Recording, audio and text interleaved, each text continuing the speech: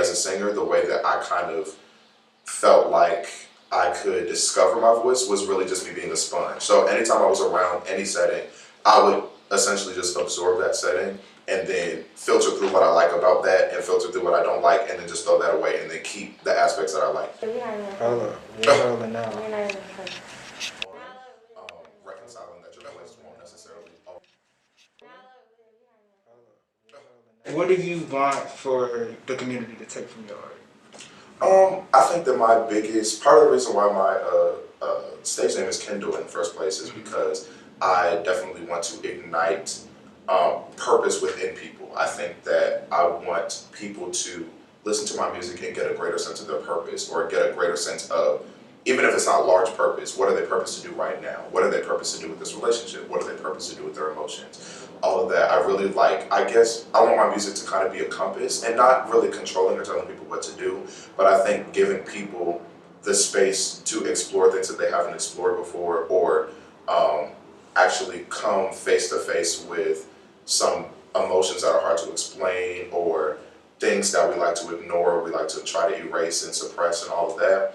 I think that surfacing those things and causing people to confront them is what gives them a better scope to be able to maneuver purpose, because we're not trying to move in ignorance, or we're not trying to move without having things resolved. I'm definitely a firm believer in wholeness and just like holistic health and well-being, but I really, really believe that we should always, we will always operate the best in our lives and in our purpose when we're resolved, wherever we are.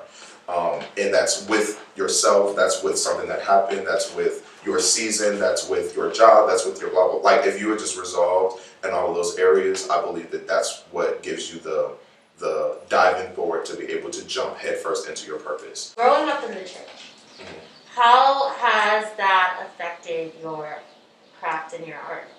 Yeah.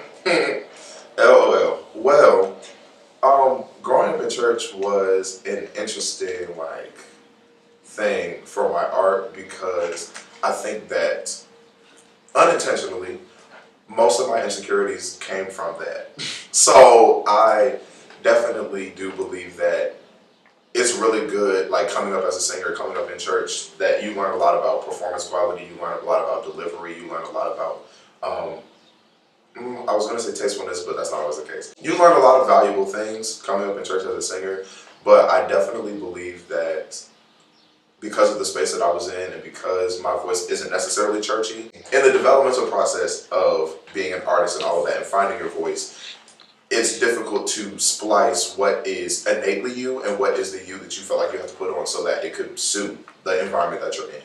So I definitely had a difficult time because my voice isn't like a churchy voice, and it never was. One of the things for me as a singer, the way that I kind of felt like I could discover my voice was really just me being a sponge. So anytime I was around any setting, I would essentially just absorb that setting and then filter through what I like about that and filter through what I don't like, and then just throw that away and then keep the aspects that I like. So if I was around a whole bunch of people that were doing a whole bunch of runs, I would just absorb that, and I would I know it's not necessarily the easiest thing to just say, oh, just absorb that, but that's literally how I processed it, where it was just like, this is how you guys are singing, I'm going to absorb that approach.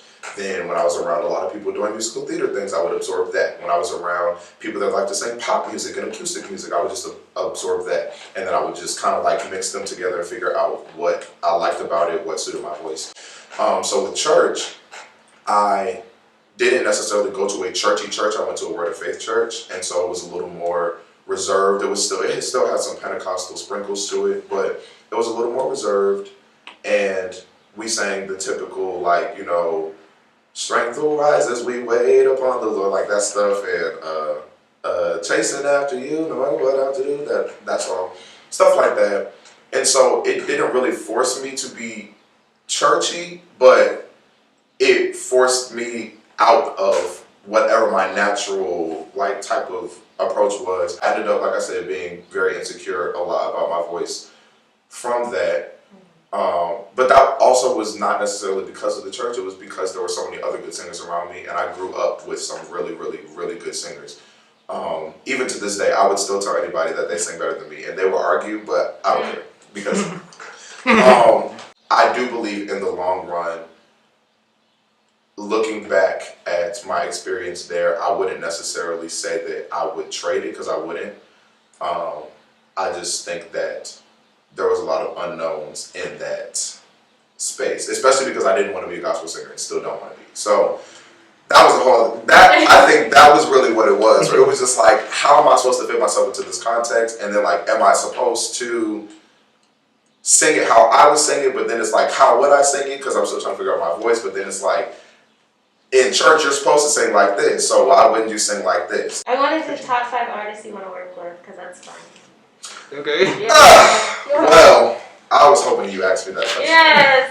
Top 5 artists I want to work with. Obviously, Beyonce. I don't know who would. If you don't want to, you're crazy. And you're wrong. Beyonce, if you ever see this, please. But I believe this is gonna happen this year for me. Mm-hmm. I'm speaking that, and I'm literally putting 2021 in a chokehold, because you're not finna leave without this happening. So Beyonce, Victoria Monet, love her. Absolutely. I would love to work with, let's think, wow, there are a lot of amazing artists. Oh my goodness.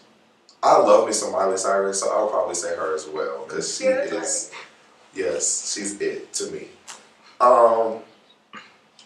Jessie J. Jessie J. Jessie J. That would be a fucking...